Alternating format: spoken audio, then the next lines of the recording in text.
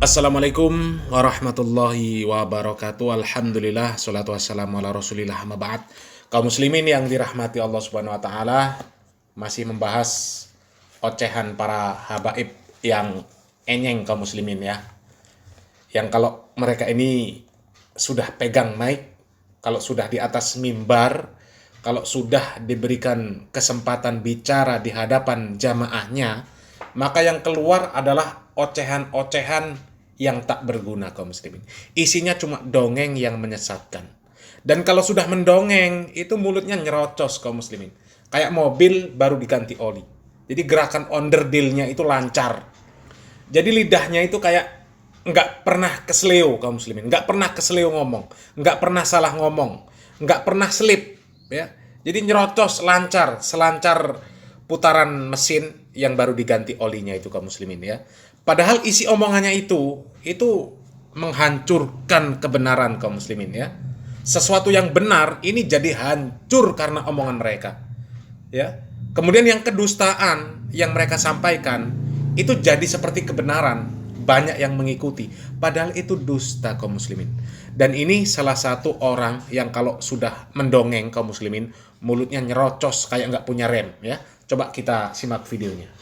Syekh Bakar bin Salim ini yang menurunkan daripada marga Al-Hamid, Habib Umar Al-Hamid bin Jindan, kita orang bin Hafid, Habib Umar bin Hafid, kemudian Al-Muhdhar, Habib Soleh Tanggul Al-Hamid ya, kemudian Habib Muhammad bin Ahmad Al-Muhdhar. Itu keturunan Al-Imam Syekh Habib Bakar bin Salim, punya anak 13 jadi wali semua. Ternyata kaum muslimin banyak anak cucu Abu Bakar bin Salim ini di Indonesia ya. Kita sudah dengar tadi siapa saja anak cucunya. Dan tahu nggak kaum muslimin, siapa Abu Bakar bin Salim ini? Dia ini adalah orang yang katanya ya, kisahnya katanya, seandainya tidak malu kepada Rasulullah Shallallahu Alaihi Wasallam, maka dia ini akan memadamkan api neraka hanya dengan jari kelingkingnya. Hebat kan kaum muslimin? Hebat. Tapi bohong kaum muslimin.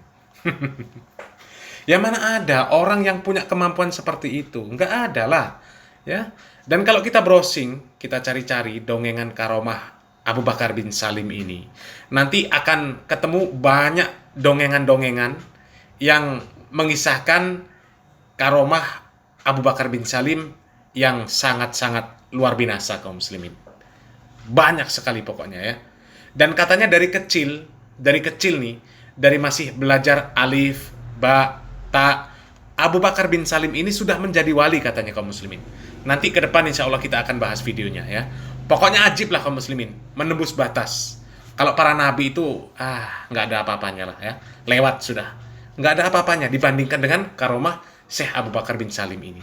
Tapi bagi para muhibbinnya yang seperti itu, ya tetap mungkin kaum muslimin, tetap bisa dan tetap benar itu terjadi. Dan mereka akan tetap cari bagaimana supaya karomah Abu Bakar bin Salim ini dianggap benar. Ya. Kalau ada yang menolak, mereka tetap akan cari cara. Bagaimana caranya supaya karomah tersebut dianggap benar. Meskipun dalil yang terakhir, dalih itu ya, bukan dalil. Dalih yang terakhir, mereka katakan kalau Allah sudah berkehendak, maka apa yang tidak mungkin. Lah kalau dalihnya seperti itu, maka saya pribadi pun bisa mengatakan seperti itu kaum muslimin. Ya, bisa. Saya juga bisa akan mengatakan seandainya saya tidak malu kepada Nabi Muhammad SAW, maka surga itu akan saya tutup. Ya. Surga yang saya tutup kaum muslimin, surga saya tutup, tapi neraka juga. Jadi biar abadi di dunia saja. Ya. Dan saya akan menjadi orang yang paling nikmat hidupnya di dunia. Nggak akan mati-mati selamanya. Ya namanya kalau Allah menghendaki, apa yang tidak mungkin? Kan seperti itu. Tapi ya, kalau orang waras nggak mungkin seperti itu kaum muslimin. Orang waras nggak mungkin seperti itu. Yang seperti itu hanya orang-orang jahil. Dan ya, yang membenarkan cerita-cerita yang seperti itu ya, orang-orang jahil lah kaum muslimin. Kalau orang yang cerdas nggak mungkin lah. Nggak mungkin percaya sama ocehan yang seperti itu. Dan kita lanjutkan kaum muslimin ya, katanya tadi Abu Bakar bin Salim ini ya. Selain Abu Bakar bin Salim ini dari kecil sudah menjadi wali kaum muslimin ya. Kemudian punya anak yang jumlahnya 13, itu jadi wali semua kaum muslimin. Wali apa kira-kira? Wali syaiton atau wali murid? Kita lanjutkan ceritanya. Anaknya beliau 13 jadi wali semua. Ketika beliau meninggal, ini anaknya pamer keramat. Ayo siapa nih yang kira-kira gantiin Aba? Al-Hamid ngeluarin rantai emas dari langit. Keramatnya Al-Hamid tuh, ngeluarin rantai emas dari langit sampai ke bumi. Lagi ngobrol sama kakaknya Al-Muhdhar nih, Syekh Umar Muhdhar. Ayo wahai Syekh Umar Muhdhar, nih lihat keramatannya, nurunin rantai emas dari langit. Sampai ke depan dia. Ini Habib Syekh Umar Muhdhar ketawa doang. Dia bilang sama adiknya, Al-Hamid, coba lihat tuh paling atas siapa? Gak tahu, ada Syekh Umar Muhdhar megangin rantai dari atas. Lebih hebat saya, katanya. Tuh anak-anaknya bagaimana abaknya. Nah kaum muslimin, ini loh yang tak bilang tadi kaum muslimin ya. Ini mulutnya itu udah kayak mesin mobil yang baru diganti oli. Jadi lancar, nyerocos, putaran mesin itu lancar kaum muslimin. Jadi lambenya itu kaum muslimin. Mulutnya itu nyerocosnya lancar gitu loh, nggak keselip kaum muslimin. Ya, nggak keselip. Lancar. Dan yang begini ada yang percaya kaum muslimin. Ada. Bapaknya mati. Kemudian anak-anaknya langsung bertanding hebat-hebatan karomah untuk menggantikan posisi kewalian bapaknya yang mati. Jadi wali itu yang menentukan ya mereka sendiri kaum muslimin ternyata. Bukan Allah. Siapa yang paling hebat, mereka jadikan wali. Yang paling hebat, posisi walinya tertinggi. Dan yang lainnya, levelnya ke bawah lagi. Sesuai dengan tingkatan kehebatan karomah yang dimiliki. Ya. Jadi, kewalian itu kayak warisan toko bangunan. Ya. Yang paling paham ngurus toko, jadi bosnya, pengganti bapaknya nih. Yang lain terus ke bawah. Ya, sesuai dengan kemampuannya sampai posisi paling bawah jadi kuli angkatnya. Jadi sebenarnya mereka ini wali apa sih kaum muslimin?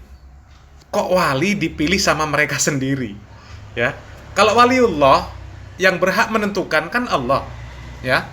Kalau wali nasab itu otomatis asal punya anak ya jadi wali nasab, ya.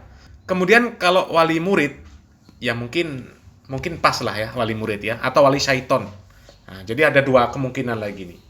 Apakah dia wali murid atau wali syaiton? Jadi terserah yang menilai ya, terserah.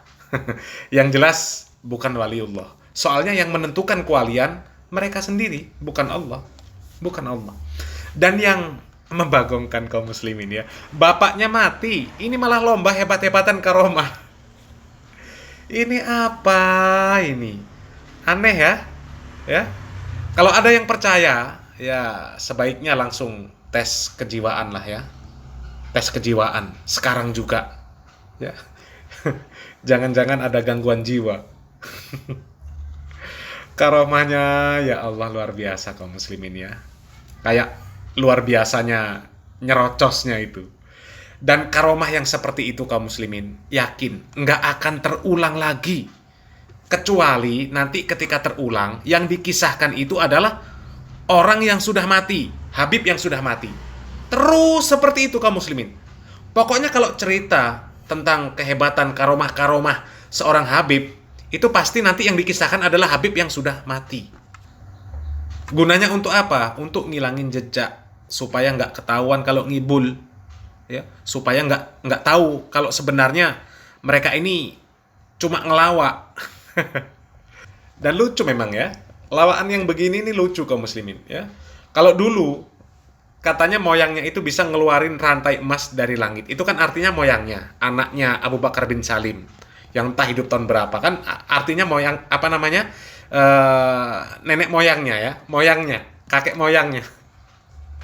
Kalau dulu katanya moyangnya ini bisa mengeluarkan rantai emas dari langit, dan rantainya itu panjang dari langit sampai ke bumi, menjulur dari langit ya. Yang memegang emasnya itu ada kakaknya, siapa tadi namanya, Al-Muhdhar ya, kan hebat kaum muslimin. Yang di bawahnya Al-Hamid, emas loh kaum muslimin ya, emas sebesar rantai, panjangnya dari langit sampai ke bumi. Coba kira-kira beratnya itu berapa ton kaum muslimin ya, berapa ton? Nggak bakal kehitung itu kaum muslimin, nggak bakal kehitung. Nggak bakal kehitung. Dari langit sampai ke bumi, emas sebesar rantai panjangnya dari langit sampai ke bumi. Nggak akan kehitung itu. Seandainya itu rantainya masih kaum muslimin, rantai emas itu masih, nggak mungkin si Bahar melelang siwak, melelang surban, melelang air minum bekas untuk nyari fulus. Yang siwak bekas, yang mungkin harganya cuma cuma 15.000 atau 20.000 ya, atau 25.000 lah, yang bagus lah ya, dijual dengan harga puluhan juta. Dan nggak mungkin juga Habib Lutfi bin Yahya itu ngambil amplop dari jamaahnya sambil nyelip-nyelipkan tangan. Itu untuk beli gudang gula. Tahu gudang gula kaum muslimin? Untuk beli udut itu loh kaum muslimin. Udut yang pabriknya di Kediri. Pabrik asap, gudang gula. Ya. Nggak mungkin juga ada parodi Habib palsu yang nyentil para habaib yang nyari fulus dengan modus barokah. Nggak akan mungkin ada. Ya. Lah moyangnya punya rantai emas yang panjangnya dari langit sampai ke bumi. Ya. Itu kan artinya, itu luar biasa ya. Panjangnya dari langit ke bumi, emas kaum muslimin. Tapi ya, namanya juga bohong kaum muslimin ya. Jadi anak cucunya ya nurun. Jadi tukang bohong juga akhirnya. Jual siwak bekas, jual air bekas, jual roti bekas gigitan, jual apem bekas. Itu bukan jual ya. Itu nyolong. Nyolong tetangganya. Astagfirullah. Itu nyolong. Dengan modus apa itu semuanya? Modusnya barokah kaum muslimin. Modusnya barokah. Dan Muhyiddin masih percaya juga kaum muslimin. Ya Allah. Kalau masih percaya sama dongengan para habaib yang seperti ini ya, saran kami langsung periksa ke rumah sakit jiwa sekarang juga kaum muslimin. Jangan sampai nanti kebablasan jadi enyeng ya. Salam waras, salam akal sehat. Barakallahu fikum. Wassalamualaikum warahmatullahi wabarakatuh.